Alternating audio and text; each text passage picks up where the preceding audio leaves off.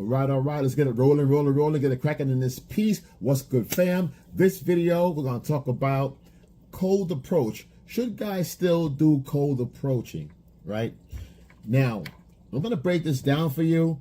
There's a cold approach, and there's some kind of a warm approach. Listen, guys, I'm going to debunk all that, all right? There's only one kind of approach, which is cold approach.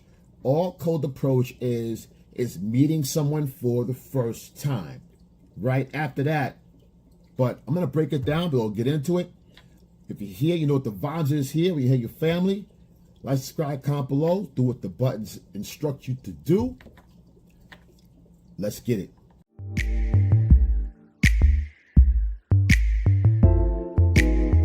I pray for my homies out there. Please, God, give them strength. Please, God. Cold approach. Let's talk about cold approaching in today's society, the dating data that we live in this new age and this whole new society. There's a lot of changes going on. And all this is, like I said, cold approach is just meeting someone, a total stranger, for the first time. They gave it a technical term, cold approach, because it's out the blue. Okay, I get that part. That makes sense. Then they come with this warm approach crap. Bunch of warm. You don't need a warm approach, guys. It's not. And they say, well, warm approach is when you in a social circle, at the same social circle with somebody, and you tend to then you start talking to girls in your own social circle or your own setting. This is what's called warm approach. Fuck out of here. It's bullshit. Because you know what it is. My opinion. Let them say that. They're all these coaches. Let them talk about that. That's not my business. That's on them. But here, what I want you guys, don't get mystified by all that. Don't get all, frustrated. It's not that complicated, right? It's simpler than that. Because, in my opinion, if someone's in my social circle, whether I know them or not, it's not a warm approach. If I go to her and say, hey, how you doing? Or a woman talks to me out of a circle that is familiar, okay? Because the fact of the matter is, it's only an acquaintance. These are associates. I don't care if you're at a job and a coworkers. You got a big building. You're working in one of the big cities, and you went upstairs for a break, maybe a smoke break. Maybe you're going down for lunch, and you see someone from your floor or someone from your building. They look familiar, and then you walk up to them and start saying, "Hey, how you doing? My name is so and so," and she recognizes you from upstairs too. Okay, now you're getting better acquainted. That's not a cold approach, guys, because a cold approach is someone that she doesn't know or you don't know. For example, that same scenario, if a woman from your building went to lunch and you happen to be in the same store as she is, and you go, hey, that's the girl from so-and-so. Let me go say something to her real quick. And you reach and you approach her. She leans back and says, well, how you doing? And she doesn't know you. That's a cold approach. If she doesn't know who you are and you approach her and you're thinking she knows who you are, she doesn't, right? She's on her own little world, and you approach her. For her, it's a cold approach. You're thinking it's a warm approach. Warm approach, scratch that term. It's really just acquaintance. He's familiar with her, whatever, right? But she doesn't feel the same. She's never seen them before in her life. She's like, well, nice to meet you. Yeah, upstairs, the third seat, this, that, what? And she'll say, well, yeah, I sit there, but, who are you, or whatever. Once that happens, he looks familiar. That's more of an acquaintance. It's an associate. They're associated in some way. There's a form of familiarity, all right? So, for example, on the other side, for a woman, what happens with her is if you're on her floor, she recognizes who you are. See, a woman won't talk to some guy off the top, stranger, in most cases on her own, right? Because it's not safe for her to just talk to strangers on the street. And this is where this is more clearer, when she's in an environment that she's not familiar with. Sure, she goes to work the same way every day. She gets on a train, bus, plane, whatever. Sure, she takes her way the same way home, or she does this, she does that. But if you're talking to a woman you don't know, if she sees somebody that she doesn't know, a stranger, and she's not going to talk to that person in most cases. Because why? It's stranger danger for women to talk to people they don't know, especially men, right? Because her worst fear is some guy follows her home. However, if a woman is in an environment, let's say a social circle, say you guys are all, you have friends of friends of friends, and you're at a barbecue, right? And there's people there, you know, and you don't know everybody there, but you know, they're all friends of yours. So they're all in the same social circle. You guys are, there's a certain point of, there's a certain safety that she would feel talking to someone in the room or at the party or at the you know, wherever you guys are. For example, and with this case, a woman knows that, you know what, hey, he's a friend of somebody here. I don't know. It could be a house party. When you go to clubs, for example, those are the environments in which you take a little risk to talk to a stranger. Because why? There's security at the front door. There's a bouncer in the front. There's a bouncer over here. Her other friends are here. There's people that know other people. So she's more safe in that environment. Yes, she doesn't know you in the restaurant or the bar or the club, but the environment generates the idea of, hey, you know what? There's guys here. I want to meet a new guy. I want to meet somebody I don't know. And for the guys, the same thing. I want to meet a girl I don't know. I want to meet somebody new. That's different. So you can't do it twice. In other words, if you met somebody once and it's been a year or so ago, whatever, you meet them again, it's not a warm approach. You can do cold approach once. Because once you've met them, sure, you look familiar. I don't know who you are. You look familiar. There's an acquaintance there, right? So I don't like the warm approach term. It's just silly. It's trying to make more terms on top of terms. Just keep it simple. It ain't that complicated, guys. But when you know this stuff, it really ain't that complicated. So don't boggle your mind down with that. There's only one approach, which is meeting a stranger. And you only want to do that with IOIs, right? When you get indicators of interest. In these days and times, you want to wait for social cues for her to give you an invitation. Because of an invitation, that doesn't mean that she's making an approach, right?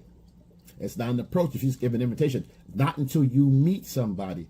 A cold approach is not indicators of interest. Don't get it twisted. If she's flirting, that's not a warm approach. That's not an approach at all. It's an invitation to approach, right? See, you can't get these things twisted up. Cold approach, meet the stranger. IOIs, indicators of interest, choosing signals. You're across the room. You're outside, and she's inside the bar, and she waves at you. This is not a cold approach, right? You wave back, and that's all the exchange there is. No, now that is not a cold approach. However, it is still going to create the it's still associated, because now you'll have some familiarity. Now, if you go inside the bar now you're going to get better acquainted, right? So you have to understand it's not that complicated, but so be it. Let's talk about the benefits of cold approach, right? There's got to be some kind of benefits there. There's some pros and some cons, but let's focus first on the benefits of a cold approach. So what are some of the benefits of cold approach? Meeting a new stranger. Well, with the first thing about that, it gives you social acuity. When you do this right, oftentimes, because this is a social muscle, right? You have to flex that muscle here and there. Meeting new people, being outgoing, or you don't have to be running around in a clown, but knowing that you can move when you want to move, see something you like, and go for it, right? It's being able to make a selection, to select somebody and be able to talk long enough and know when to leave or get the number and cut the conversation short. This is all acuity. This is all social skills that we all actually need to get better at, right? If you're out here dating and trying to meet people, you can't do it from your couch. It doesn't work online. Sure, you'll get some people online here and there, but your social acuity will be very weak. Again, Like I said, it's like a muscle. If you don't flex it, you don't use it, you start to lose it. We've got a lot going on in society now where everything's more convenient to stay home. Doesn't make it always socially healthy, right? Meeting people and talking. You don't have to go out and meet everybody. Find your little cliques. Again, find people that do what you're doing. Find your own little groups, if you will, every once in a while. But you want to go out every once in a while and flex your muscles. If you don't go to the gym, you go once in a while, okay, fine. At least you're going. You're getting some workout going, the muscles going, they're flexing. You don't use them again, you're going to lose them. And that creates fear and hesitation. So you see somebody you really like, but you talk to her, you want to talk to her, but so it creates approach anxiety. All these things here, guys, if you're doing them, and if you do them, they're going to help you avoid anxiety, approach anxiety. But if you're not doing these things, I'm talking about any of them, then it's going to create the social anxiety. So this right here removes that anxiety out of your situation and your system, which is better for you. It translates to more other things. I'll get to that in a minute. Social acuity also helps you to make better selections. You may start out picking some girls out in their 4s or 5s, not too hot. Maybe they're funny or whatever. But as you start doing this, guys, you start picking up and making better selections. Again, this gives you the skills to know when to cut and run, or hang in there if something you like and push a little forward and take things to another level. So there's a good benefit there. Confidence, the ability to go where you want, talk to who you want, do what you want, because you feel you have the abilities based on past experiences and skill sets that you've developed along the way, and it's proven to work for you. Not all the time, but it's enough that you know that, hey, you know what? Let me go in there and get what I need. And this gives you the confidence, right? It translates to her as here's someone that knows what he wants. You're not afraid to take on the risks, and you're not dependent on the outcome per se. If it's negative, you quit. You keep going in spite of. And also that behavior of going for what you want will translate itself in other places in your life. And this is how things actually change for you, because it becomes the norm. You going for what you want, getting what you want because you believe it, that you need it, and you deserve it. It translates to everything else in your life. This is why people become successful just by default, because they're doing what they want and they're building and boosting on their confidence. They're running on that confidence energy, which is awesome. That's what is perfect. But this all works out for your benefit, period, when you do this right, of course. Also, cold approach generates indifference. It helps you keep your emotional maturity to a level where you understand that, you know, if you go out and talk to someone who's got 10 women, you might get 3 out of 10, 2 out of 10. It's a numbers game. And having the emotional maturity, you understand the risks. You take it on anyway, because, hey, listen, if it's a numbers game, you ask 10, you get 1. All right? You ask another 10, you get 2. Okay? If you ask another 10, you might get 3. Why would you get 2 and 3 after you got the 1 the first time out of 1 out of 10? You got 1. You kept going. Why? Because you got better. Right? Hey, it's like baseball. If you hit 3 out of 10 in baseball, you're going to Hall of Fame. So same concept. It's the same scenario. And the fact of the matter, you being indifferent to the rejection makes you stand out also to women, because they understand that, you know, women fear rejection, guys. That's that they all fear being rejected. Why? Because they want to be desired by everybody, which is not possible, but they want to feel desired. So when they don't feel desired, they translate it to rejection. Rejection for them means being unloved and uncared for. So that's when that's the opposite of what we are. When a man is indifferent, it's attractive to women.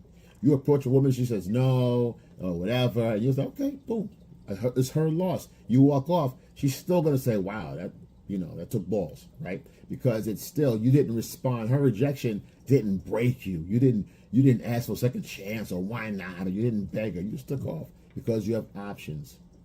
It takes courage to do what you want, taking the risk of talking to a woman and shooting your shot And oftentimes, a woman, say for example, you're at a restaurant or bar or whatever, you're in a club, pub, whatever the hell, and you walk across the room, you see a girl that gives you indicators of interest, and you act upon that invitation. She knows off the bat. Now, a woman that's in her right, a balanced mind, so not one playing games, the fact that you come over to her and your conversation with her is as such, say, hey, what's going on? Da, da, da, da, da, da. You're creating the attraction. That's courage, because most guys won't take the risk, right? Oftentimes, guys will like her. She may they'll wave back, but it takes a man to say, you know what? Let me go over there and take this flag. She's flagging an invitation. She's flagging a green flag. She either fluffing her hair, batting her eyelashes, moving her lips, dancing or whatever, looking at you while she's dancing or whatever, or talking to her friend and looking at you and looking away and all this nonsense, and you respond accordingly. Not saying you got to run over there right away, but you respond in kind. That takes courage, and you approach her. That takes courage, because she may even comment. A lot of times, guys, women will say, either say no, I'm okay or whatever. A lot of times they'll often comment like, hey, you know what? I talked to you because you came over here. It takes a lot of courage to come over. It takes a lot of balls. Most guys don't do that anymore. Sometimes they'll comment through conversation if they like you, and you guys are getting it off, whatever, and you have a nice little conversation. You're getting better acquainted. She may even comment, what made you come over here? So, well, I saw what I wanted. Blah, blah, blah. And they'll say, most guys just don't, they don't follow through. See, this comes off as a guy, as you want what you want, and you're going to see it to the end. This translates to her subliminally that you're going to be a man that follows things up. You tie loose ends. This is what the signal that it reads to women. That makes it attractive, whether they like you or not, whether they give you their phone number or not. Maybe you say something and screw it up along the way or whatever, or, whatever. The idea, though, the fact of the matter is that doesn't affect you. What she says doesn't affect you. The fact that you're moving in courage, again, this, like the other things, will translate itself in your life in many other ways. Because why? When you move like this, there's a reward somewhere in there. Sometimes you grab and you get one. Sometimes you get something, but your drive is through the courage, which is the confidence, which is the indifference. You see what I'm saying? You see what I'm going with this, guys? These components all come together to move you in a positive direction when you can't fail, man. Because it's a numbers game. You're going to make, again, the selection, making the right selections, right? You're getting better girls. You're getting 5s. Now you're getting 7s. It's been a year now. You're getting 7s and 8s. And that's all you really get, because that's what you're used to. It's familiar. And when the 8s see you with other 8s and 9s, it just boosts more social skills. That's how it works, man. It's beautiful. This stuff is beautiful. You do this stuff right. You take your time with it. I'm not telling you guys, it's a numbers game. Don't go out there talking to a bunch of girls at random. That's not you. It's not you. It's not you. You move at your own pace. The concept is the same. You don't have to do the same quantity. You don't have to run out and talk to 30 girls to get 4 dates. Not saying that, but it's a numbers game. You can talk to 2 girls and get 1 number. And be like, oh shit, this shit is fucking, I got 1, I'm 1 out of 2, I'm 1 for 2, I'm 2 for 2. And then for the next 7 girls you get shot down. So, but there's a balance out there. But the idea is that you keep going regardless. It's not a matter of the women you get. What matters is the skills you build along the way. You get better at it. Then you can see choose the right signals and that type. Because everyone has a type. And you do this often enough, you're going to find your type. Sometimes you get life throws you a curveball, and you get someone's not your type. You're like, wow, I didn't expect that, and that. And that's the beauty of all this stuff, guys. You don't have to do any of this stuff. You can sit home and just be on your own. Again, like I said before, if you're on your purpose and mission in life, and you really can't juggle the women and this, get your life together first. Leave them alone till you get your shit together, okay? Because the value built on the inside is going to draw the women to you anyway. What this does, it helps you get a better selection. And you should only use so-called approach if it's a stranger, which is going to be anyway, but it's someone that you really want to talk to. Sometimes it's a flash of the wind. Somebody just, and you're like, oh shit, and boom. Sometimes it happens like that. Cold approach is necessary. Why? Because all it is meeting strangers. If you go abroad to another country, spring break, festivals, guess what you're doing? You're meeting strangers all the time. Guess what that's called? It's, quotes, cold approach. You only do that one time, guys, my opinion. So all these other terms and warm approach and off to the side and not, it's just a cold approach. And when you do this cold approach, meeting a stranger, don't stand front to front. Okay, I want to give you a little note on that. You always stand to the woman's side. You know, you can face her, but off to the side. Don't stand directly in front of anybody, because especially women, it's a threat. Unless it's somebody you know, and you know it's a boy, one of your boys or whatever, or your girlfriend or whatever. Sure, you stand directly in front. They're safe with you.